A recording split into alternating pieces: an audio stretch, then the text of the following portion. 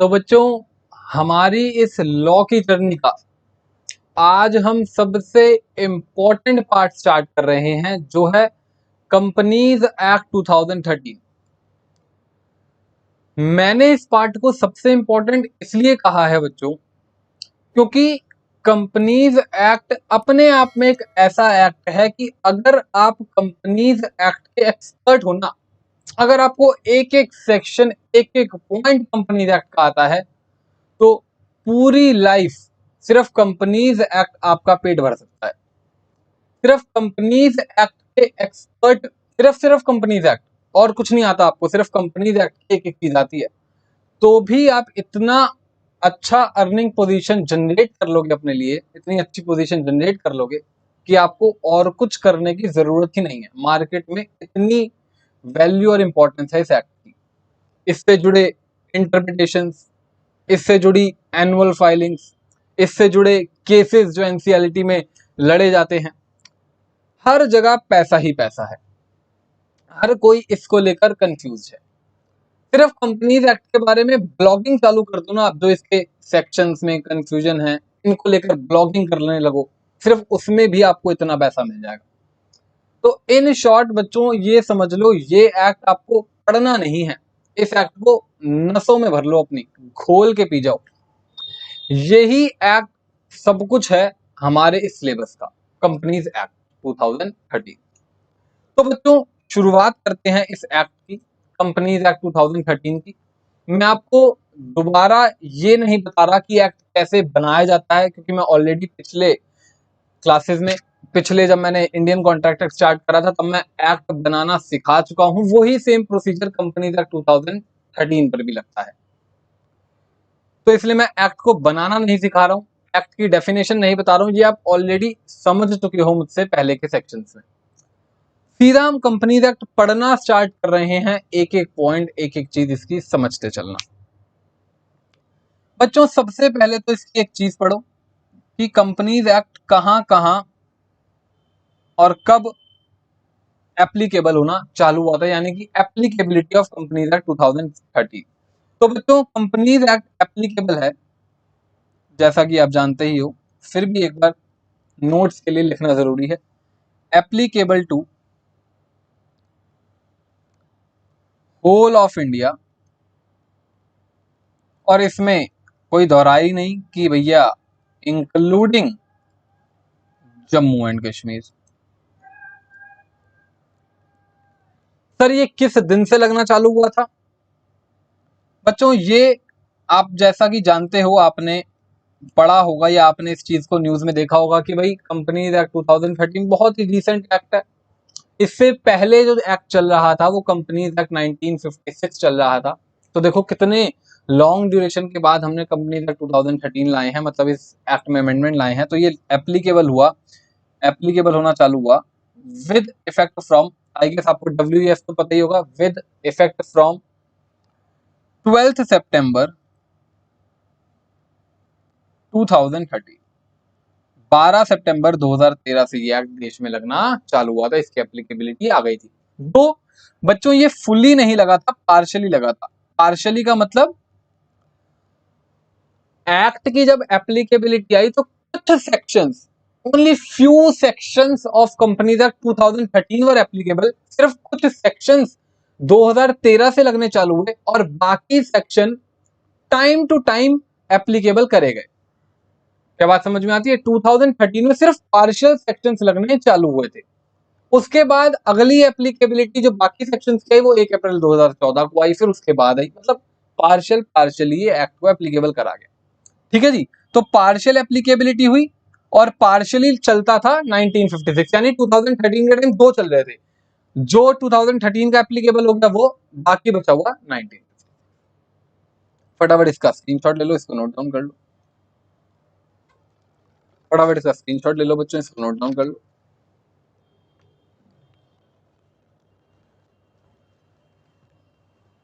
चले बच्चों आगे, चलो। अच्छा, ये बात बताती कौन सी है ये भी लिख लो, यहाँ पे हम सेक्शंस भी पढ़ते हुए चलेंगे। सेक्शन 1, सेक्शन 1 क्या बताता है? एप्लीकेबिलिटी।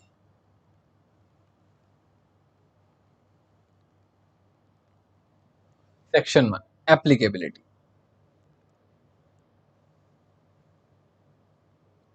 चलते हैं आगे। सबसे पहले कॉन्सेप्ट पढ़ने से पहले एक बार इसकी डेफिनेशन देख लेते हैं। डेफिनेशन क्या कहती है? डेफिनेशन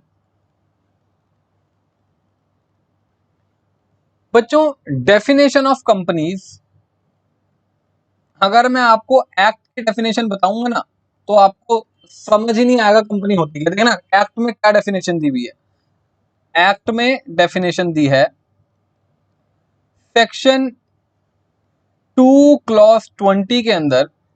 क्या कहा है इन्होंने कि भैया company means a company incorporated. अच्छा, यहां कंपनीज एक्ट में इनकॉर्पोरेटेड वर्ड बार बार यूज होगा। इनकॉर्पोरेटेड वर्ड का फर्स्ट एंड लास्ट टाइम आपको मीनिंग बता देता हूं। इनकॉर्पोरेटेड का मतलब होता है रजिस्टर्ड। पूरे इस कंपनीज एक्ट में कम से कम 50 बार ये वर्ड यूज होगा, तो मैं बार बार नहीं बताऊंगा, एक बार समझ लो। Incorporated means registered. तो सेक्शन 2 क्लॉज 20 क्या कहता है? Company means a company incorporated under this act, मतलब जो 2013 वाला चल रहा है, और any previous company law. Sir क्या मतलब है इसका? भाई इजी सा मतलब है, मान लो कोई एक्स वाई जेड लिमिटेड है और ये कंपनी रजिस्टर्ड हुई है, रजिस्टर्ड अंडर 2013। क्या इसे आप कंपनी मानोगे? यस सर, ये कंपनी है, कंपनी इसकी डेफिनेशन में आ रही है। अच्छा, मान लो कोई ए बी सी लिमिटेड, ये कंपनी रजिस्टर्ड हुई आज से 30 साल पहले, रजिस्टर्ड अंडर 1956। तो ऑब्वियस सी बात है 1956 वाला एक्ट चल रहा था, वहां हुई होगी। क्या इस कंपनी को भी कंपनी मानोगे? यस, यही तो कह रहा है, चाहे इस एक्ट में हुई हो या प्रीवियस लॉ के अंडर हुई हो, दोनों को ही कंपनी माना जाएगा। अच्छा, इससे पहले क्या था? इससे पहले ले लो, मान लो कंपनी का नाम ले लेते हैं शर्मा लिमिटेड। मान लो ये कंपनी आज से 100 साल पहले रजिस्टर्ड हुई है। 100 साल पहले तो 1956 भी नहीं था। ये रजिस्टर्ड हुई, रजिस्टर्ड अंडर 1913। इससे पहले था 1913 कंपनी एक्ट। यहां पे भी कंपनी मानेगी? भाई ऑब्वियस सी बात है ना सर, जो कंपनी पहले के लॉ में रजिस्टर्ड चली आ रही है उसको दोबारा इनकॉर्पोरेशन करवाने के लिए थोड़ी ना कहेंगे कि आप लोग दोबारा रजिस्ट्रेशन करवाओ, दोबारा इनकॉर्पोरेशन करवाओ न्यू एक्ट के अकॉर्डिंग। नो नो नो, आप पुराने एक्ट में भी रजिस्टर्ड हो तो आपको कंपनी माना जाएगा, बस आपके ऊपर नए वाले प्रोविजन एप्लीकेबल हो जाएंगे, आपको नए एक्ट के अकॉर्डिंग चलना पड़ेगा। डेफिनेशन समझ आई? मैं अभी सिर्फ डेफिनेशन समझा रहा हूं, मैं कंपनी का मतलब नहीं समझा रहा, मैं सिर्फ कंपनीज एक्ट की दी हुई डेफिनेशन समझा रहा हूं जो लॉ में दी हुई है। किस सेक्शन में दी हुई है? 2 क्लॉज 20। फटाफट देखो इसे। ये डेफिनेशन कंपनीज एक्ट के अंदर दी हुई है, भगवान जाने क्यों दी हुई है, दी हुई है बस। ठीक है जी, अब चलते हैं आगे। अब आप एक्चुअल में देखो, एक्चुअल में अगर बात करी जाए, इस डेफिनेशन से कुछ क्लियर नहीं होता।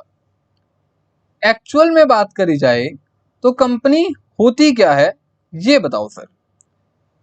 कंपनी होती क्या है ये बताओ सर। बच्चों बिल्कुल ध्यान से देखना, मैं आपको कंपनी का बिल्कुल एक लेमैन की लैंग्वेज में मतलब समझा रहा हूं, बिल्कुल लेमैन, कि बच्चा भी इसे समझ जाएगा। बच्चों सबसे पहले तो ये बात समझो कि कंपनी ना एक बिजनेस एंटिटी है। बिजनेस एंटिटी क्या होता है सर? बिजनेस करने की एंटिटी। बिजनेस करने की एंटिटी, जैसे कि बच्चों आपने 11 12 में पढ़ा होगा सर, पार्टनरशिप फर्म्स होती हैं, एक बिजनेस एंटिटी है, लोग बिजनेस करने के लिए पार्टनरशिप फर्म्स बनाते हैं। सर एलएलपी होती हैं, लिमिटेड लायबिलिटी पार्टनरशिप। और क्या होती है? हिंदू अनडिवाइडेड फैमिली, ये भी सर कोई बिजनेस एंटिटी होती है, बिल्कुल, हिंदू अनडिवाइडेड फैमिली। इसके अलावा सर छोटे मोटे बिजनेसेस सोल प्रोप्राइटर में रन करते हैं। तो ये सारी क्या है? बिजनेस एंटिटीज, बिजनेस करने की एंटिटीज सारी क्या है? Business entities. हम कंपनी बना रहे हैं एक बिजनेस करने के लिए, कोई बिजनेस एंटिटी को क्रिएट कर रहे हैं। और कंपनी ही क्यों बनाए? क्योंकि बच्चों ये मोस्ट इंटरनेशनली रिकॉग्नाइज्ड है। अगर आप बात करो तो सबसे ज्यादा रिकॉग्निशन किसे दिया जाता है? तो भैया सबसे ज्यादा रिकॉग्निशन है कंपनी का। मोस्ट इंटरनेशनली रिकॉग्नाइज्ड कॉन्सेप्ट है। क्या बात समझ में आती है? इंटरनेशनली लिखना था, छवाई मैंने जीबी बनाया। क्या बात समझ में आती है? मोस्ट इंटरनेशनली रिकॉग्नाइज्ड कॉन्सेप्ट है हमारा क्या? कंपनी। होता क्या है भाई, चीज समझना, एक्चुअल में कंपनी होती क्या है। कोई मिस्टर ए है, इनके पास कोई बिजनेस आइडिया है। समझते रहना आप, इनके पास क्या है? बिजनेस आइडिया है। बट एक ऐसा बिजनेस आइडिया जिसके अंदर बहुत सारा फंड चाहिए, ह्यूज फंड्स, हाई फंड्स की डिमांड है यहां पे। अब मिस्टर ए के पास तो बिजनेस आइडिया, पैसा नहीं है, क्या करें? तो मिस्टर ए मार्केट में गए और मार्केट में लोगों को अपना बिजनेस आइडिया बताया। मार्केट में अपना बिजनेस आइडिया बताया, किसको? जनरल पब्लिक को, सबको अपना बिजनेस आइडिया बताया कि भाई मेरा ये बिजनेस आइडिया है, मैं कल ये करूंगा, ये करूंगा, मेरे पास पैसा नहीं है, आप लोग मुझे पैसा दो, मैं आपको उस पैसे से पैसा कमा के आपको दूंगा। आपको कुछ नहीं करना, आपको सिर्फ मेरे ऊपर भरोसा कर मुझ पर इन्वेस्ट करना है। अब भाई कोई किसी पर पैसा क्यों लगाएगा? जिनके पास है, जो भरोसा करते हैं, वो लगाएंगे, वरना नहीं लगाएंगे। तो हमने एक मार्केट में ऑफर करा कि भैया मेरे पास ये बिजनेस आइडिया है, जो जो हमारे साथ काम करने में इंटरेस्टेड है, हमें पैसा दो, काम हम करेंगे, हम जब पैसा कमाएंगे उसका डिविडेंड, उसका प्रॉफिट आपको बांटेंगे। जनरल पब्लिक में से लोग इसके आइडिया पर क्या करेंगे? इन्वेस्ट करेंगे। जो जो इनके आइडियाज पर इन्वेस्ट करेगा, हम उनको शेयर होल्डर्स मान के चलते हैं अभी। हालांकि बच्चों कंपनी, आपको भी पता है, डिबेंचर्स भी इशू कर सकती है, डिपॉजिट्स भी ले सकते हैं, हम शेयर होल्डर्स का कॉन्सेप्ट मान के चलेंगे। तो जो लोग आपकी कंपनी के शेयर्स खरीद रहे हैं, आपकी कंपनी में इन्वेस्ट कर रहे हैं, उनको हम बोलेंगे शेयर होल्डर्स, यानी कि ये लोग कंपनी के असली मालिक हैं। आप भी जानते, असली मालिक तो कौन है कंपनी के? ये लोग हैं जिन्होंने, भाई जिनका बिजनेस में पैसा लगा हुआ है, वही तो कंपनी के मालिक हैं। बिल्कुल। तो इन लोगों ने कंपनी में पैसा लगाया, these are called owners of the company, shareholders. अब शेयर होल्डर्स कहेंगे भैया जब पैसा हम लगा रहे हैं तो बिजनेस भी तो हम ही रन करेंगे। ये कहेगा बिल्कुल सही है, बिजनेस भी आप ही रन करोगे, आइडिया मेरा है, बट इसको रन कैसे करना है आप मुझे गाइड करोगे। अब आप सोचो, मान लो मैंने पूरी इंडिया में इशू करे हैं शेयर्स, तो पूरी इंडिया के शेयर होल्डर्स के पास शेयर्स हैं। तो हम सारे शेयर होल्डर्स को बार बार तो कांटेक्ट नहीं कर सकते बिजनेस करने के लिए, बार बार उनसे पूछे भाई मैं आज ये करने वाला हूं, करूं कि ना करूं, आज मैं ये करने वाला हूं। लाखों शेयर होल्डर्स हैं। तो ए ने कहा कि भाई ऐसा करो, हर चीज के लिए आप तो नहीं आ सकते, आप कुछ रिप्रेजेंटेटिव्स इलेक्ट कर दो, इलेक्ट योर रिप्रेजेंटेटिव्स।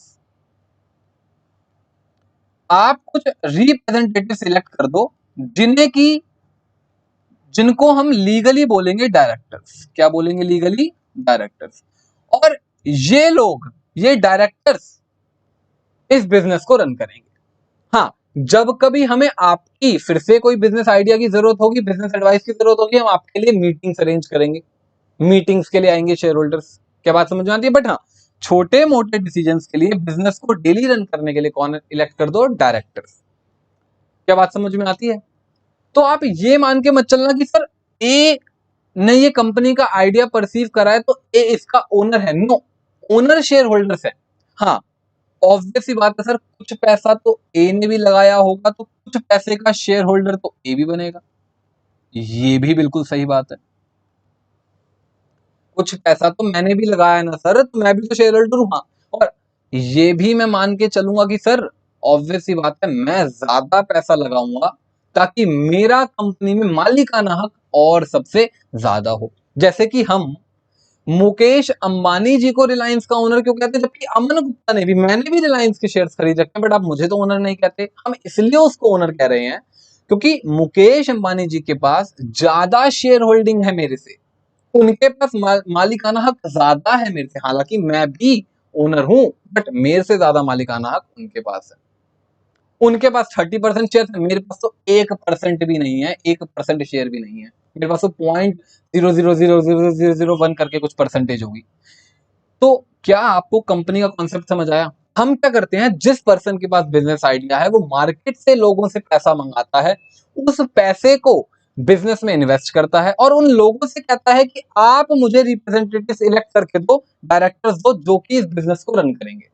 हम सब ओनर्स हैं जो इस बिजनेस से प्रॉफिट कमाएंगे, जो इस बिजनेस से क्या कमाएंगे, प्रॉफिट कमाएंगे। उस प्रॉफिट को मैं आप सबको डिविडेंड के रूप में बांट दूंगा। क्या बात समझ में आती है? क्या बात समझ में आती है? यानी कि हम पैसा लगाएंगे, काम आप लोग करोगे, काम गिने चुने 15-20 लोग करेंगे जिनको हम डायरेक्टर्स बोलते हैं। ये डायरेक्टर्स क्या होते हैं, कैसे इलेक्ट होते हैं, कब इलेक्ट होते हैं, सारी चीजें पढ़नी है। शेयर होल्डर्स भी कई टाइप्स के होते हैं बच्चों, equity, preference, preference with DVR, हमें सब पढ़ना है कि ये कौन कौन से शेयर होल्डर्स कैसे कैसे हो सकते हैं। डिविडेंड भी कुछ टाइप से डिस्ट्रीब्यूट होता है, इसका भी डिस्ट्रीब्यूट करने का एक प्रोसेस है, ऐसा नहीं कि हमने 1 लाख रुपए कमाया और भैया पर्ची लगा के बांट दिया, लो जी ना, प्रॉपर प्रोसेस है। इन सब चीजों को रेगुलेट करने के लिए जो एक्ट है उसे बोलते हैं कंपनीज एक्ट 2013। क्या बात समझ में आती है? क्या बात समझ में आती है? तो अब ध्यान से देखना, ये तो एक कंपनीज की जो मैंने डेफिनेशन पढ़ाई थी, ये तो एक एक्ट की डेफिनेशन, दी हुई डेफिनेशन, स्टैंडर्ड डेफिनेशन जो लॉ ने दे रखी है। इसके अलावा कंपनीज एक्ट की डेफिनेशन पढ़ो तो भाई कंपनीज एक्ट की कई डेफिनेशन ऑथर्स ने भी दे रखी है। ऑथर्स डेफिनेशन ये पेपर में नहीं आती चीजें बच्चों, बट एक बार आज और कल की क्लास, 2-3 दिन की क्लास जो है हमारी बेसिक्स पर चलेगी, उसके बाद एक बार कंपनी का बेस बन जाएगा, फिर हम सेक्शंस पर मूव कर जाएंगे। ऑथर्स की डेफिनेशन पेपर में नहीं पूछ रहा आपसे, समझने के लिए। जैसे कि बच्चों ऑथर्स में एक बहुत ही अच्छी डेफिनेशन दी है mister Lindley. Mister Lindley, mister Lindley ने क्या कहा है कि भैया कंपनी कुछ नहीं है, company is an association of persons, company is an association of persons. और आप बताना क्या इनकी बात गलत है? सर बिल्कुल सही है, हमने भी तो यही पढ़ा। कंपनी एक्चुअल में क्या है? एसोसिएशन ऑफ पर्संस है, एसोसिएशन ऑफ पर्संस है, बहुत सारे persons, share holders, debenture holders, preference share holders, सब लोगों का एसोसिएशन ऑफ पर्संस, जो लोग क्या करते हैं, हु कंट्रीब्यूट, जिन्होंने कंपनी में कंट्रीब्यूट करा है, हु कंट्रीब्यूट मनी और मनी इज वर्थ, मनी और money is worth to a common stock, to a common stock. सबने पैसे पैसे मिलाए, सबने खूब सारे पैसे मिलाए, जैसे कि जरूरी नहीं आपको लाखों करोड़ों रुपए चाहिए ना भाई, 200 रुपए का शेयर है, 200 रुपए का एक शेयर खरीद लो, आप कंपनी के ओनर हो। सोचो ना, 200 लोग 1 करोड़ रुपए, 1 करोड़ लोगों से ले लें, इंडिया की पॉपुलेशन 135 करोड़ एक्चुअल में, अगर 1 करोड़ बंदा भी एक कंपनी में इन्वेस्ट करता है, सिर्फ 200 रुपए, सिर्फ 200 रुपए कह रहा हूं बच्चों, आप भी इन्वेस्ट कर सकते हो, 200 रुपए तो आपके पास भी होंगे। तो सोचो, जो पर्सन बिजनेस आइडिया लाया है उसके पास 200 करोड़ रुपए हो गए। अगर मैं आज आपको भी 200 करोड़ रुपए दे दूं ना, तो मरे से मरा बंदा भी उसके अंदर से पैसा कमा के लोगों को बांट देगा। 200 करोड़ रुपीज, छोटा छोटा मिला के एक बड़ा कॉमन स्टॉक बना लिया हमने, और इससे पैसा कमाएंगे, सबको बांटेंगे, हम भी कुछ सब कुछ। ऑब्वियस सी बात है, मैं ज्यादा खुश रहूंगा कि मैं मैनेज कर रहा हूँ चीजों को। अभी तो कह रहे हैं अंबानी जी ज्यादा खुश है, हम सब थोड़े परेशान है। अच्छा, ऐसी डेफिनेशन दी है मिस्टर मार्शल ने। मिस्टर मार्शल ने क्या कहा है कि भैया कंपनी क्या है, company, company is a person, company is a person artificial, कोई नेचुरल पर्सन नहीं, जैसे आप और मैं नेचुरल पर्सन है, क्या कंपनी नेचुरल पर्सन है? No sir, company artificial person है, उसको हमने बनाया है। Company is a person artificial, invisible. क्या कंपनी देखी जा सकती है? No sir. इनटेंजिबल, क्या छुई जा सकती है? No sir. And has existence, और कंपनी की एग्जिस्टेंस जो है, and has existence only in eyes of law. Company की जो एग्जिस्टेंस है सिर्फ आइज ऑफ लॉज में ही है, और कहीं उसकी एग्जिस्टेंस नहीं है। क्या बात समझ में आती है? ऑब्वियस ही बात है सर।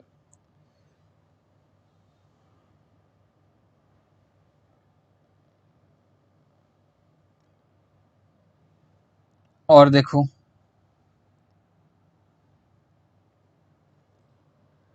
मिस्टर हैनी ने क्या कहा है? हैनी ने कहा कि भाई कंपनी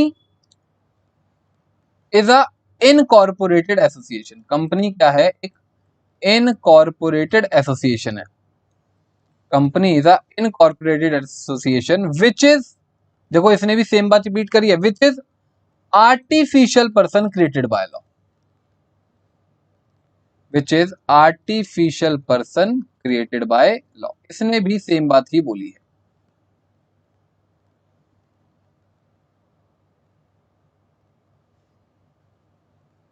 फटाफट देखो, क्या डेफिनेशंस पेपर में आती हैं? सर कतई नहीं, बिल्कुल भी नहीं, 1% भी चांस नहीं है कि ये डेफिनेशंस पेपर में आपके आ जाए। मतलब ही नहीं, सिर्फ हम कंपनीज को समझने के लिए डेफिनेशंस पढ़ रहे हैं, पेपर में आने का इनका कोई चांस नहीं है, कतई भी नहीं है, बिल्कुल भी नहीं।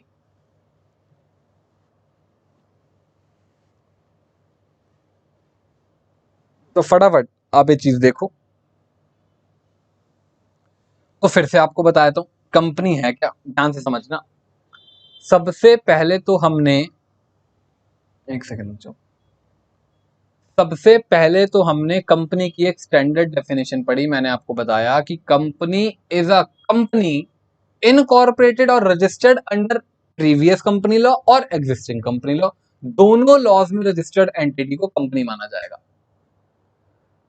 बट एक्चुअल में कंपनी क्या है? कंपनी एक एसोसिएशन ऑफ पर्सन है, डिफरेंट पर्सन का एसोसिएशन है जिन्होंने पैसा डाला है उस कंपनी में, ताकि उस कंपनी का पैसा है, वो बिजनेस करे, वो बिजनेस करके प्रॉफिट कमाए और हमें डिविडेंड बांटे। क्या कंपनी कोई नेचुरल पर्सन है? नहीं सर, कंपनी आर्टिफिशियल पर्सन है, क्योंकि इसको हमने जनरेट करा है बाय रजिस्ट्रेशन।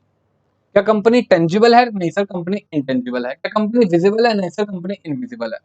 कंपनी की एग्जिस्टेंस सिर्फ और सिर्फ लॉज के पास है। कंपनीज एक्ट के अंदर वो रजिस्टर्ड हुई है, तो कंपनीज की एग्जिस्टेंस सिर्फ और सिर्फ लॉ में है और कहीं नहीं है। क्या बात समझ में आती है?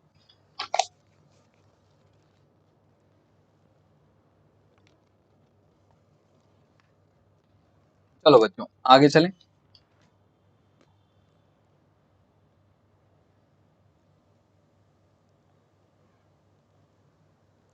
आगे आ जाओ जी। आगे है बच्चों कंपनी के कैरेक्टरिस्टिक्स। ये कैरेक्टरिस्टिक्स कंपनी को और एक्सप्लेन करेंगे अच्छे से। Characteristics of a company.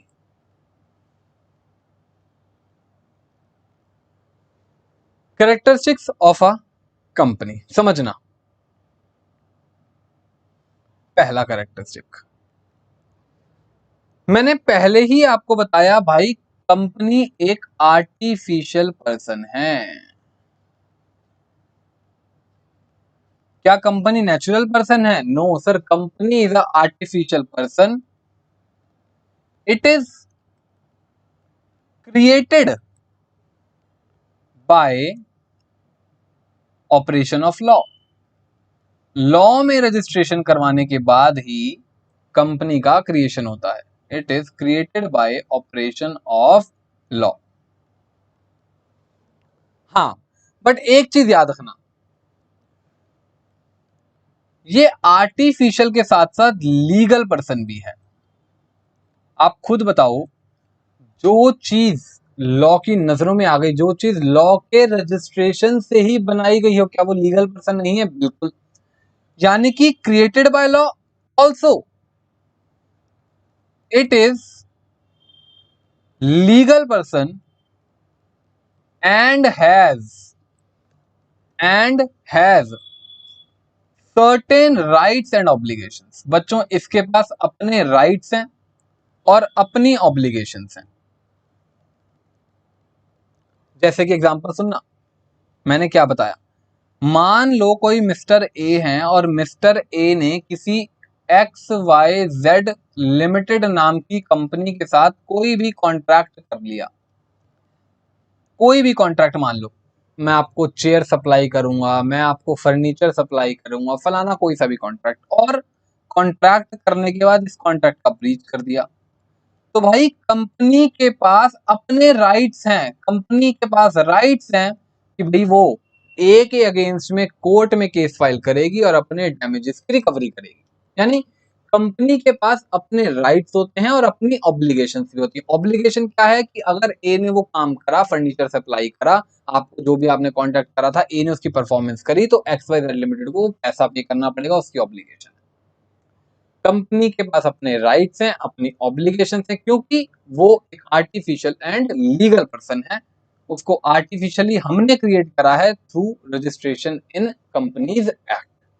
अच्छा, फटाफट देख लो ये, कहीं यहां तक कोई डाउट? अच्छा, आगे आ जाओ।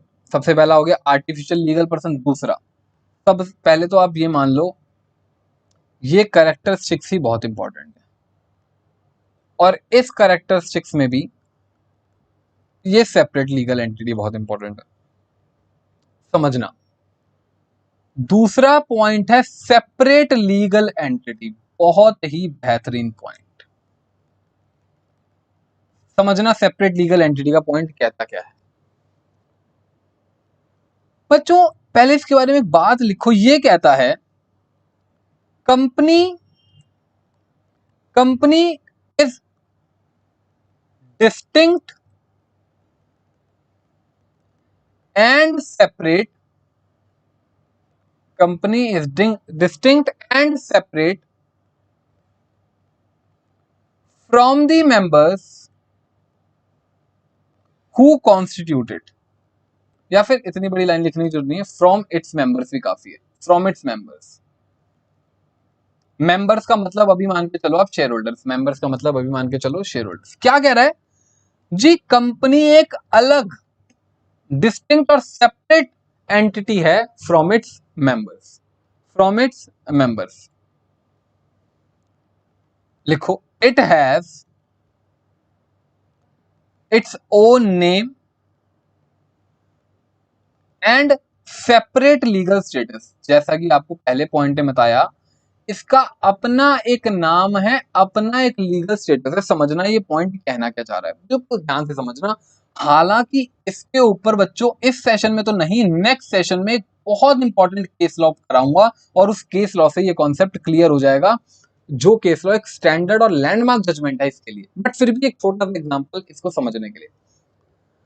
सेपरेट लीगल एंटिटी का मतलब है कि भाई कंपनी का अपना खुद का एक एग्जिस्टेंस है, खुद की एक वैल्यू है, वो अपने मेंबर्स से अलग है। आप ये नहीं कह सकते कि अगर कोई चीज कंपनी के अगेंस्ट में है तो वो मेंबर्स के अगेंस्ट में भी है ना।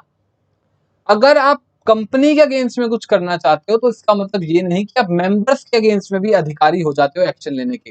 कंपनी का अपनी एक वैल्यू, अपना एक लीगल स्टेटस, अपनी एक एग्जिस्टेंस है। फॉर एग्जाम्पल समझना, मान लो मिस्टर एक्स ने किसी ABC लिमिटेड को लोन दिया 1 करोड़ रुपए का,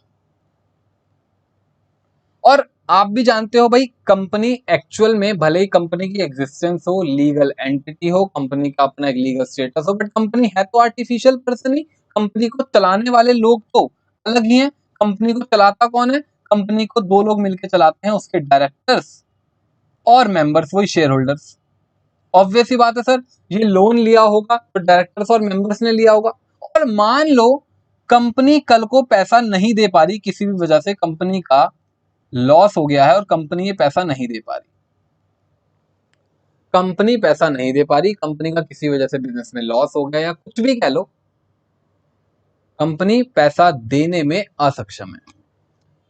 तो बताना एक्स कंपनी के अगेंस्ट में एक्शन लेगा या कंपनी में काम करने वाले डायरेक्टर्स और मेंबर्स के अगेंस्ट में, किसके अगेंस्ट में एक्शन लेगा? बच्चों, मिस्टर एक्स सिर्फ और सिर्फ किसके अगेंस्ट में एक्शन ले सकता है? Can file a suit against company, against company only.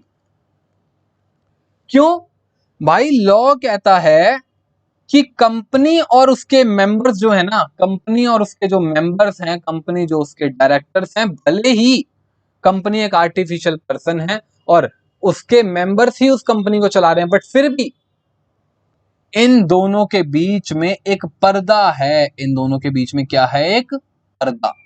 क्या है ये? एक पर्दा। इस पर्दे को इंग्लिश में कहते हैं वेल। इन दोनों के बीच में कॉर्पोरेट वेल है। क्या बोलते हैं इसे? कॉर्पोरेट वेल है। क्या बोलते हैं इसे? Corporate veil. मतलब कंपनी के अगेंस्ट में कोई एक्शन लोगे तो वो कंपनी ही उसके लिए लायबल है, ना कि उसके डायरेक्टर्स और मेंबर्स। डायरेक्टर्स और मेंबर्स इस एक्शन से सेफ हैं, इनकी कोई गलती नहीं है। आप कल को ये कहो कि मैं तो इन डायरेक्टर्स और मेंबर्स को जेल के पीछे देखना चाहता हूं, इन्होंने मेरे से पैसा लिया है, मैं इनके घर को से पैसा लेना चाहता हूं, कंपनी आपको, लॉ आपको ये बात अलाउ नहीं करेगी। आप सिर्फ इस कंपनी की असेट्स में से अपना पैसा रिकवर कर सकते हो, आप डायरेक्टर्स मेंबर्स को कुछ नहीं कह सकते। क्यों? क्योंकि company has its separate legal entity and has corporate veil between its members and directors which make members and directors safe from any action from the outsiders. क्या बात समझ में आती है? तो आपने एक चीज तो अभी समझ ली होगी कि सर एक तरह से तो ये बेनिफिट है। बिल्कुल भाई, तभी तो लोग कंपनी बनाते हैं, लाखों रुपया खर्च करके कंपनी बनाते हैं, उसकी मेंटेनेंस करते हैं। क्यों? क्योंकि उनको पता है कल को कुछ लॉस हो गया, बिजनेस में किसी तरह से पैसा डूब गया, कम से कम हम लोग सेफ रहेंगे, हमारे अगेंस्ट में कोई एक्शन, कोई लीगल सूट नहीं आएगा। बट हाँ, कंपनी लायबल है। कंपनी के पास जो असेट्स हैं, कंपनी के पास जो बैंक बैलेंस है, कंपनी की जो बैलेंस शीट में असेट्स हैं, वो लायबल होंगी मिस्टर एक्स के पैसे के लिए। क्या बात समझ में आती है? कौन सा कॉन्सेप्ट कहता है ये? Separate legal. हालांकि मैंने आपको बताया इस सेशन में नहीं, अगले सेशन में सेपरेट लीगल एंटिटी के ऊपर एक लैंडमार्क केस बताऊंगा और आपको पता चलेगा कि सच में कंपनी कितनी सेफ होती है अपने मेंबर्स और डायरेक्टर्स के लिए, कितना बड़ा ये कॉर्पोरेट वेल रोल प्ले करता है मेंबर्स और डायरेक्टर्स को बचाने में। आप देखना, आप भी हैरान हो जाओगे ऐसे केस को देखकर।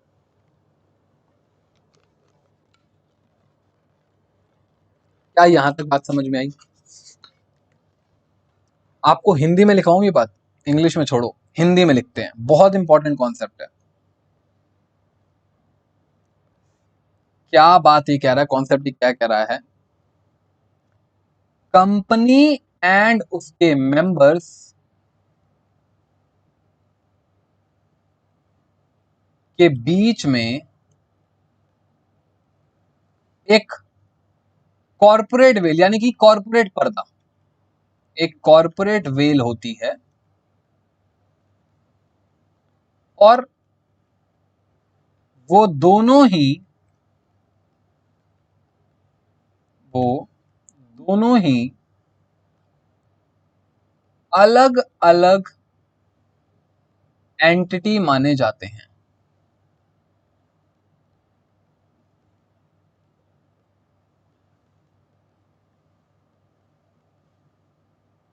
कोई भी पर्सन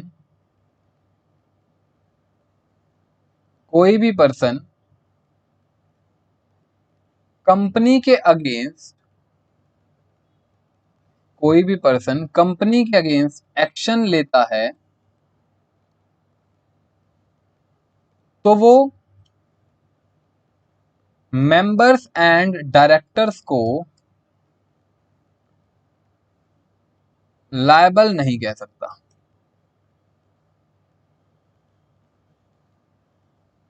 दो बच्चों, इनकी भी कुछ एक्सेप्शंस हैं जो कि हम आगे पढ़ेंगे, बट अभी के लिए उन एक्सेप्शंस को नजरअंदाज करो, अभी के लिए आप उन एक्सेप्शंस को छोड़ो। ऐसी भी एक्सेप्शंस पढ़वाऊंगा जहां पे इस कॉर्पोरेट वेल को छोड़ दिया जाएगा, बट अभी के लिए आप वो बात छोड़ दो। अभी के लिए आप बस ये मान के चलो कि कोई भी पर्सन कंपनी के साथ कोई कॉन्ट्रैक्ट करता है, कोई भी बिजनेस का ट्रांजैक्शन करता है, उसके लिए लायबिलिटी सिर्फ कंपनी भरेगी, ना कि उसके मेंबर्स और डायरेक्टर्स। अब मेंबर्स और डायरेक्टर्स के अगेंस्ट में कोई भी लीगल एक्शन नहीं ले सकते। अब ये नहीं कह सकते कि उनकी लायबिलिटी भी रखो, वो भी लायबल माने जाएंगे, नो।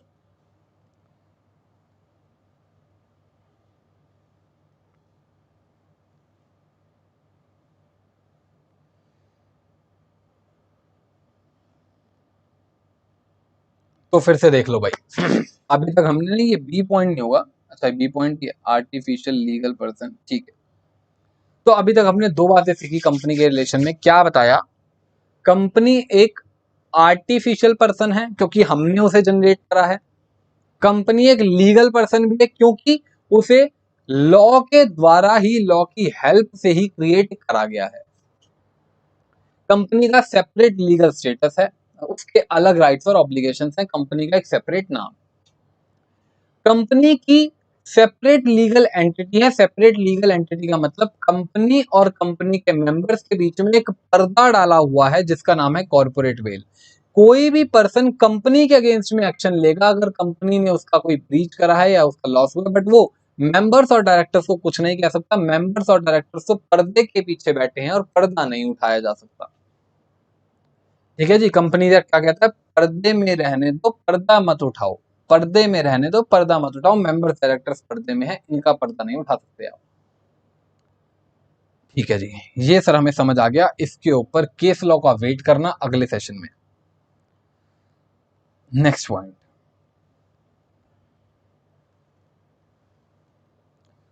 सी, परपीचुअल सक्सेशन।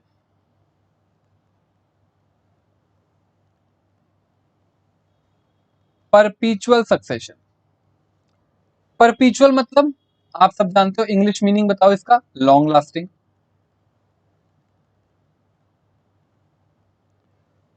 और सक्सेशन तो आप जानते ही हो, जो भी हमारा सक्सेसर होता है, मतलब कंपनी का लॉन्ग लास्टिंग सक्सेशन है। यानी कि लॉन्ग लास्टिंग का मतलब हिंदी में लिखो, हर चीज को हिंदी में लिखो, हमेशा चलने वाला, यानी कि हमेशा चलती रहेगी।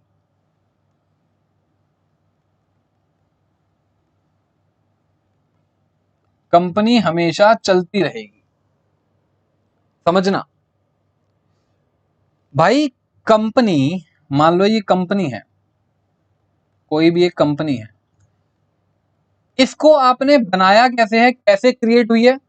कंपनी को क्रिएट करने के लिए हमने कंपनी का रजिस्ट्रेशन करवाया।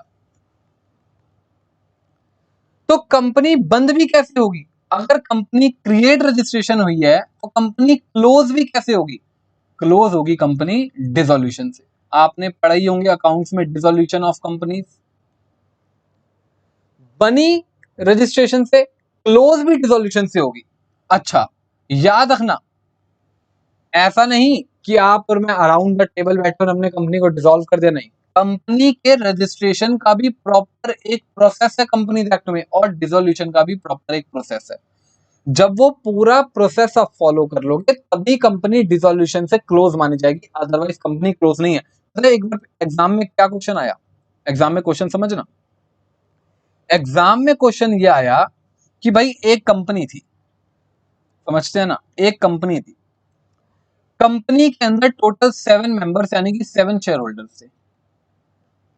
कंपनी के अंदर टोटल 7 मेंबर्स यानी कि 7 शेयर होल्डर्स थे, एंड ऑल 7 मेंबर्स, सारे के सारे members died, all died in a plane crash.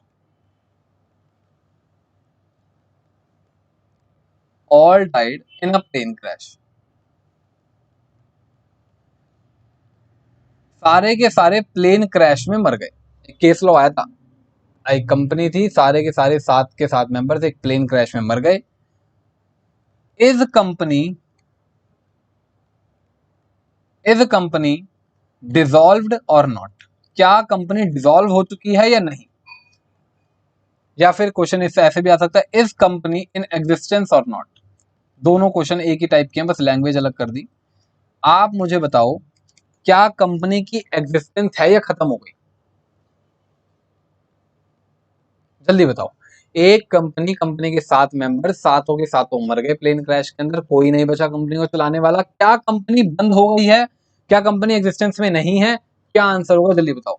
तो बच्चों क्या बताया आपको, कंपनी अभी भी एग्जिस्टेंस में है, भले ही कंपनी के सारे मेंबर्स मर गए हों, कोई चलाने वाला नहीं बचा, still company is in existence. यही तो बात कह रहा हूं, कंपनी हैज परपीचुअल सक्सेशन, चलती रहेगी, चलता रहेगा सक्सेशन, कभी बंद नहीं होगी जब तक डिसॉल्व ना करवा दिया जाए। A company is not closed, a company is going on concern entity, a company goes on forever until it is wound up / dissolved। Company हमेशा चलती रहेगी, हमेशा चलती रहेगी जब तक कि उसे क्या ना कर दिया जाए, डिसॉल्व ना कर दिया जाए। It is not affected, it is not affected by death, insolvency, चाहे डेथ हो जाए, चाहे इंसॉल्वेंसी हो जाए, चाहे रिटायरमेंट हो जाए, ऑफ इट्स मेंबर्स। हमें इस बात से कोई फर्क नहीं पड़ता। जबकि याद करो, अगर आप लोग इंडियन पार्टनरशिप एक्ट पढ़ के आए हो, अगर आपने पार्टनरशिप एक्ट पढ़ा है कंपनीज एक्ट पढ़ने से पहले, तो उसमें मैंने सिखाया था कि अगर किसी पार्टनर की डेथ हो जाती है और किसी पार्टनर की इंसॉल्वेंसी हो जाती है, तो पार्टनरशिप फर्म ऑटोमेटिकली डिसॉल्व मान ली जाती है, ऐसा कहता है इंडियन पार्टनरशिप एक्ट 1932। यानी कि पार्टनरशिप का परपीचुअल सक्सेशन नहीं होता। क्या बात समझ में आती है? बिल्कुल सर। तो याद रखना, कंपनी का परपीचुअल सक्सेशन होता है, company goes on for ever, company going on for ever entity होती है, हमेशा चलती रहेगी जब तक इसको वाइंड अप ना कर दिया जाए। हाँ, वाइंड अप कर दोगे तभी बंद होगी, चाहे सारे मेंबर्स मर जाएं तब भी कंपनी बंद नहीं होती। अच्छा, एक और क्वेश्चन आया था पेपर में, ये तो एक क्वेश्चन हो गया, इसी के ऊपर एक और क्वेश्चन आया था। क्वेश्चन ये था, the registered office and all branch offices. क्या क्वेश्चन था कि कंपनी का जो मेन ऑफिस था और सारे के सारे जो ब्रांच ऑफिस थे, are destroyed by earthquake.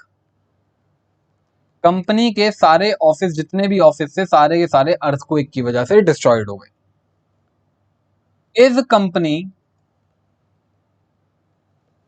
In existence और डिसॉल्व? क्या कंपनी की एग्जिस्टेंस अभी भी है या कंपनी डिसॉल्व हो गई? बताओ, 4 मार्क्स का क्वेश्चन, बताओ जी। सर फिर वही बात, कंपनी का सिर्फ एक ही तरीका है क्लोज होने का, जो कि है वाइंड अप। चाहे कंपनी का ऑफिस डिस्ट्रॉय हो जाए, चाहे कंपनी के मेंबर्स डिस्ट्रॉय हो जाए, इस बात से कोई फर्क नहीं पड़ता। कंपनी, मैंने आपको फिर बताया, एक इनटेंजिबल इनविजिबल एंटिटी है जो लॉ की एग्जिस्टेंस में है। जब तक लॉ की उस पर नजर है तब तक वो एग्जिस्टेंस में। जिस दिन लॉ की नजरों से आप उसे वाइंड अप कर दोगे, उसी दिन उसका एग्जिस्टेंस खत्म होगा, अदरवाइज उसका एग्जिस्टेंस कभी खत्म नहीं हो सकता। तो मैंने आपको 2 क्वेश्चंस बताए हैं, आप ये मत मान के चलना कि सर आपने पहली क्लास है तो 2 क्वेश्चंस बता दिए। बच्चों, ऐसे ही क्वेश्चंस मैं आपको हर कॉन्सेप्ट के ऊपर बताते चलूंगा जो पास्ट एग्जामिनेशन में आए हुए हैं। ये क्वेश्चंस एक्चुअली लगता ये है कि बेसिक चैप्टर है इसमें से तो क्या आएगा, ऐसा नहीं है। इन्हीं में से 5-5 मार्क्स से 7-7 मार्क्स से प्रैक्टिकल क्वेश्चन एग्जाम में आ जाते हैं और इसके आंसर बच्चे नहीं दे पाते। क्यों? उनको लगता है इस चैप्टर को पढ़ने की जरूरत ही नहीं है, बट इनके ऊपर क्वेश्चन आते हैं। परपीचुअल सक्सेशन, फटाफट इसको नोट डाउन कर लेना।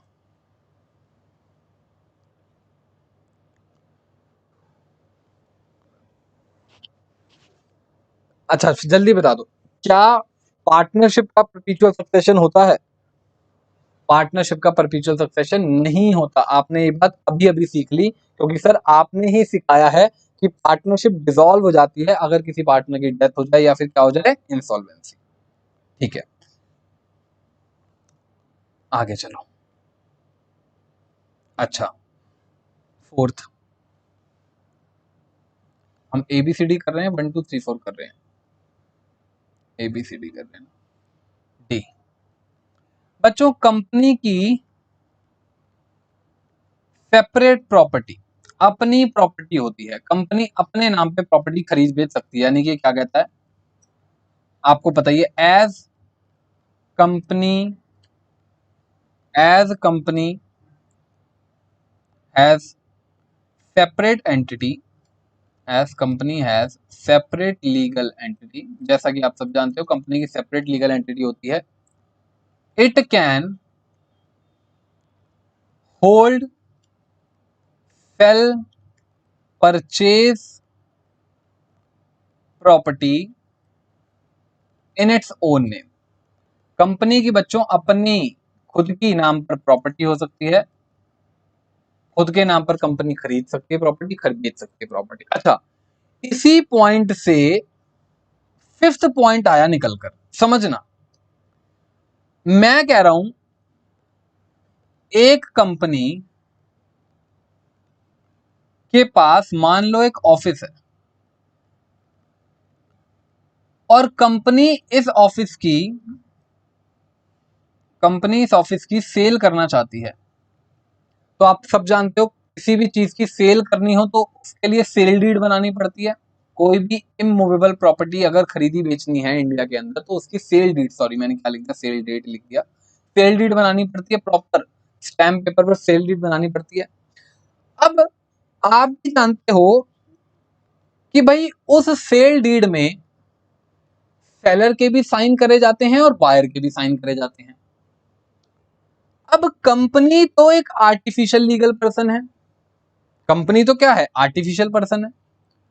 क्या आर्टिफिशियल पर्सन खुद साइन कर सकता है? नो सर, आर्टिफिशियल पर्सन खुद तो साइन नहीं कर सकता।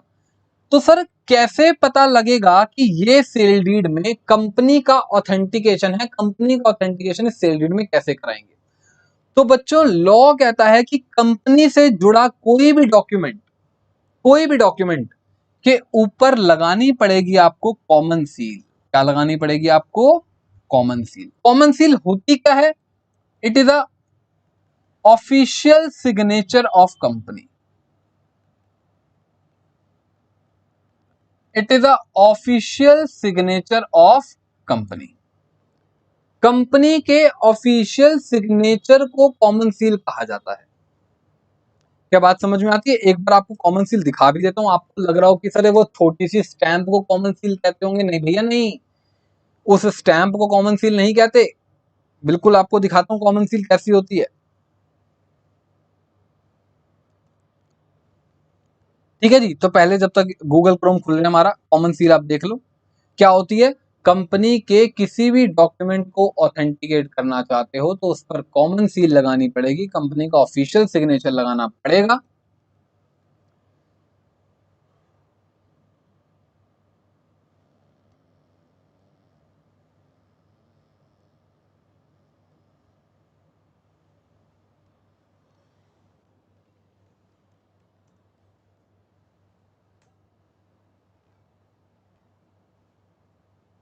देखो भाई कॉमन सील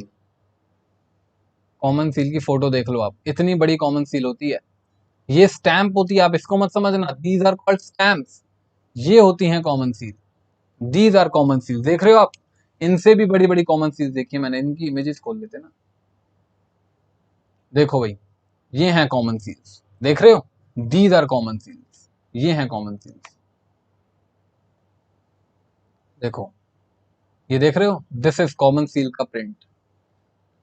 कुछ बच्चे सोच रहे होंगे सर ये प्रिंट तो 200 रुपए की स्टैम्प से बन जाता है, हम 200 रुपए की स्टैम्प क्यों ना बनवा लें? अरे नहीं बेटो, बच्चों कॉमन सील मेटेलिक होनी चाहिए, कॉमन सील के ऊपर प्रॉपर डेफिनेशन दी हुई है। ऐसा नहीं आप स्टैम्प बनवा लो और वो कॉमन सील कंपनी की मानी जाएगी, नहीं।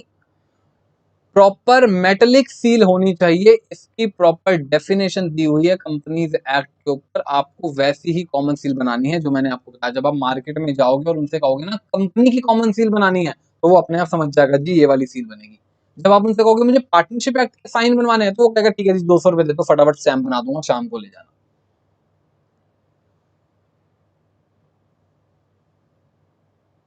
ये तो मैं आपको फिर भी बता दूं बच्चों, बहुत छोटी है। जो मेरी कंपनी में कॉमन सील थी वो इतनी बड़ी थी,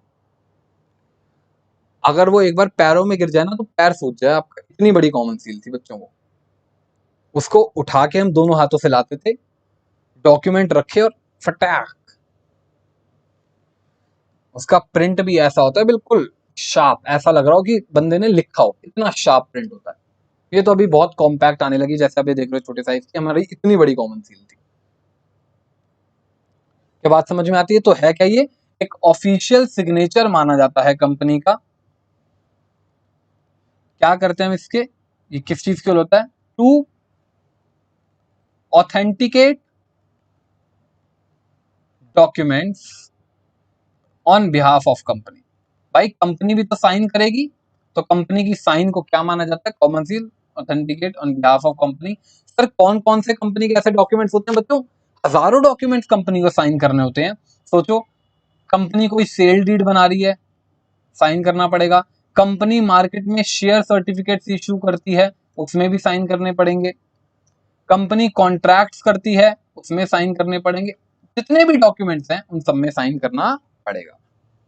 क्या सर सिर्फ ये ऑफिशियल सिग्नेचर लगाने से काम हो जाएगा? नहीं बच्चों, इस ऑफिशियल सिग्नेचर के साथ एक पर्सन साइन भी करेगा। A person a person who is authorised by board, जिसको भी बोर्ड ऑफ डायरेक्टर्स ऑथराइज करेंगे, person who is authorised by board must also sign the documents. Mostly बच्चों ये कोई ना कोई डायरेक्टर ही होता है, ठीक है जी। यानी कि इन शॉर्ट मैं आपको बताता हूं, मान लो ये एक डॉक्यूमेंट है, ये एक सेल डीड है मान लो, ठीक है ना। ये रहे कंपनी के कंटेंट्स जो भी कंपनी ने इसमें बनाया है। यहां कंपनी की कॉमन सील लग गई, ये रही कॉमन सील। इस कॉमन सील के ऊपर ही होंगे उस पर्सन के साइन, ये रहे। ऐसे नहीं कि ये कॉमन सील लग गई, आपने यहां साइन कर दिए, आपने यहां साइन कर दिए, नो, गलत। साइन करने का असली तरीका क्या है? कॉमन सील, और उसी कॉमन सील के ऊपर उस पर्सन के, ऑथराइज्ड पर्सन के साइन। क्या बात समझ में आती है? तो आप कॉमन सील की इंपॉर्टेंस समझते होगे बच्चों। कॉमन सील ऐसे ही नहीं किसी के पास भी रख दी जाती है। कॉमन सील प्रॉपरली एक ऑथराइज्ड पर्सन के पास रखी जाती है, प्रॉपर लॉकर के अंदर रखी जाती है। आपको बोर्ड ऑफ डायरेक्टर्स को अपनी मीटिंग में डिसाइड करना पड़ेगा कॉमन सील का पैटर्न क्या होगा। बोर्ड इसे डिसाइड करेगा, और बोर्ड ही डिसाइड करेगा कि किस पर्सन की अथॉरिटी के अंदर ये कॉमन सील रहेगी, और किस पर्सन की अथॉरिटी के अंदर इस कॉमन सील पे साइन करे जाएंगे, और कौन पर्सन के पास अथॉरिटी है जो इस कॉमन सील को साइन करेगा, कॉमन सील पर साइन करेगा। नॉर्मली जिस पर्सन की अथॉरिटी में कॉमन सील रखी जाती है, वही पर्सन ऑथराइज होता है उस कॉमन सील के ऊपर साइन करने के लिए। उसी की प्रेजेंस में कॉमन सील पर साइन करे जाएंगे, लॉ यही कहता है। फटाफट इसको नोट डाउन कर लो।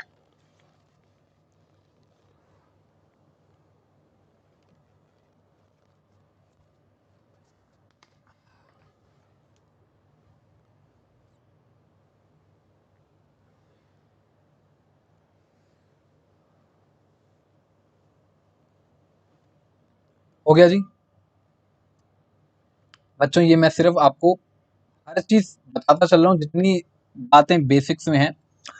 जब ये टॉपिक्स आगे चैप्टर्स में आएंगे, फर्दर आगे हमारे सेशंस में आएंगे, तो इनके बारे में और जितनी भी जुड़ी बातें हैं हम सारी बातों को समझेंगे, ठीक है। अच्छा, कंपनी का सबसे बड़ा बेनिफिट बताने की जरूरत ही नहीं। कंपनी की कितनी लायबिलिटी होती है, कैसी लायबिलिटी होती है? Limited liability. सबसे बड़ा बेनिफिट तो कंपनी का यही है। क्या होती है कंपनी की? Limited liability. क्या होती है कंपनी की? Limited liability.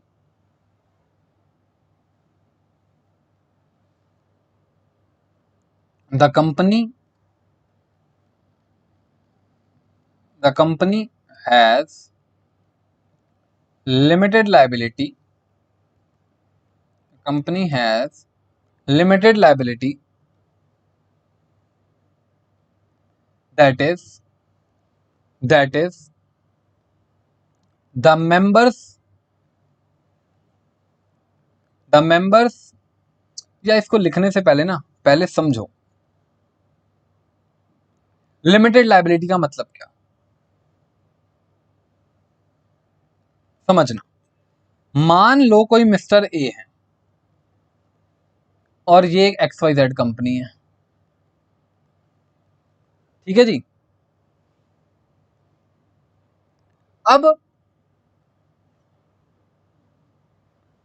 कंपनी से ए ने मान लो शेयर्स खरीदे 1,00,000 रुपए के, कंपनी से कितने शेयर्स खरीदे, 1,00,000 रुपए के, और 1,00,000 रुपए के शेयर्स में मिस्टर ए ने पेड कर दिए 80,000 रुपए। कितने पेड कर दिए, 80,000 रुपए। और मान लो कंपनी का आगे चलकर लॉस हो गया, कंपनी ने कहा जी लॉस हो गया, तो भाई कंपनी का लॉस हो गया तो ऑब्वियस सी बात है कंपनी के मालिकों से, मालिक कौन है, शेयर होल्डर्स, मालिकों से पैसा मंगाओ, पैसा चुकाओ। तो कंपनी ने ए को लेटर लिखा, भैया हमें बचा हुआ पैसा दे दो। तो बताना ए कितना बचा हुआ पैसा कंपनी को देने के लिए लायबल है, ये बताओ सर। सिर्फ और सिर्फ अनपेड वैल्यू, जो कंपनी की अनपेड वैल्यू रह गई है, ओनर सिर्फ इतने के लिए लायबल है, यही तो लिमिटेड लायबिलिटी होती है। Owners are liable only to the extent of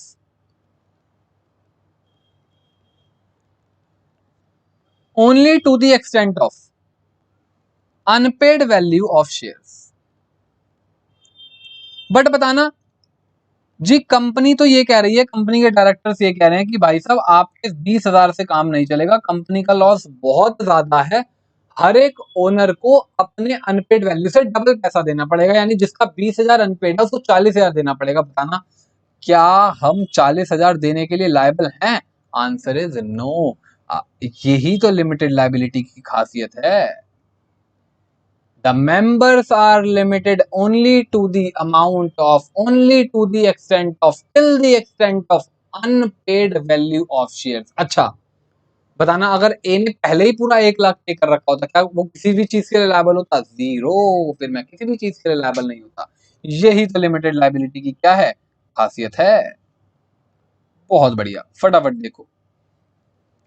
तो सर अब सामने वाली पार्टी का तो कुछ पैसा बच जाएगा, ऑब्वियस सी बात है, जितना हमें ओनर से मंगाना था हमने मंगा के सबको दे दिया, अब उनका जो बाकी पैसा बच गया, इसे ही तो फिर बैड डेब्ट्स बोला जाता है। जो पैसा अनरिकवरेबल है सामने वाली पार्टी से, these are called bad debts. अच्छा सर, यही अगर लायबिलिटी अनलिमिटेड होती तो क्या होता? बच्चों अनलिमिटेड लायबिलिटी का मतलब ये होता है घर का सामान तक बिक जाएगा, घर का एक एक पुर्जा पुर्जा बेच देंगे आपकी लायबिलिटी चुकाने के लिए। पार्टनरशिप में यही तो होता है। अगर कल को कुछ लॉस हो गया तो पार्टनर्स का A to Z जितना पैसा है उनके पास, बैंक बैलेंस, प्रॉपर्टी, इवन पहनी हुई आपकी घड़ी, वॉलेट में जो रखा हुआ पैसा, सबका सब कोर्ट आपसे ले लेगा और डेटर्स क्रेडिटर्स के पैसे चुका देगा। बट लिमिटेड लायबिलिटी में ऐसा नहीं होता। लिमिटेड लायबिलिटी लिमिटेड होती है, कुछ एक्सटेंट तक होती है। यही आपको बताया कि जैसे कि कंपनीज में लायबिलिटी वहीं तक लिमिटेड है जहां तक आपकी अनपेड वैल्यू है शेयर्स पर। ठीक है जी, लिमिटेड लायबिलिटी समझ आ गई। अगर कुछ बच्चे लिमिटेड और अनलिमिटेड लायबिलिटी में कंफ्यूज हैं, वो भी यहाँ पे क्लियर हो जाएंगे। हाँ, लिमिटेड लायबिलिटी में अभी आपको आगे भी सिखाऊंगा, एक जगह आएगी वहां पे और डिटेल्ड एग्जांपल के साथ लिमिटेड लायबिलिटी सिखाऊंगा। अभी तक कैरेक्टरिस्टिक्स ही चल रहे हैं, आगे आ जाओ। कितने पॉइंट्स हो गए हमारे? 6। Capacity to sue, capacity to sue, capacity to sue का क्या मतलब है? सू का मतलब क्या होता है? केस फाइल करना। कंपनी क्या केस फाइल कर सकती है? सर कंपनी को बार बार एक ही बात क्यों बढ़ा रहे हो? कंपनी सेपरेट लीगल एंटिटी है, सेपरेट स्टेटस है, आर्टिफिशियल पर्सन है, कंपनी अपने नाम पे केस फाइल कर सकती है। एज, वही बार बार एक ही चीज रिपीट हो रही है, as company has separate legal entity it can sue and sued in its own name. आप भी केस फाइल कर सकते हो और सामने वाला भी आपके ऊपर केस फाइल कर सकता है। फॉर एग्जाम्पल XYZ लिमिटेड, मान लो XYZ लिमिटेड को किसी शेयर होल्डर से शेयर्स का पैसा लेना है, वो पैसा नहीं दे रहा, कंपनी अपने नाम पर क्या कर देगी, सू कर देगी। इसको ए के अगेंस्ट में। मान लो कोई मिस्टर बी है, बी को इसी कंपनी से कुछ लोन रिकवर करना है, डेट रिकवर करनी है, तो बी भी क्या कर सकता है, केस फाइल कर सकता है, फाइल्ड अ सूट। कंपनी अपने नाम पर, कंपनी के नाम पर केस फाइल करा जा सकता है क्योंकि कंपनी की सेपरेट लीगल एंटिटी होती है, कंपनी अपने नाम पर वो केस ले सकती है। यही बात हमने सेपरेट लीगल एंटिटी में भी सीखी थी कि कंपनी और कंपनी के मेंबर्स अलग होते हैं, जो भी राइट्स एंड ऑब्लिगेशंस होते हैं वो कंपनी के खुद के होते हैं, कंपनी अपने नाम पर राइट्स लेती है, अपने नाम पर लायबिलिटीज लेती है।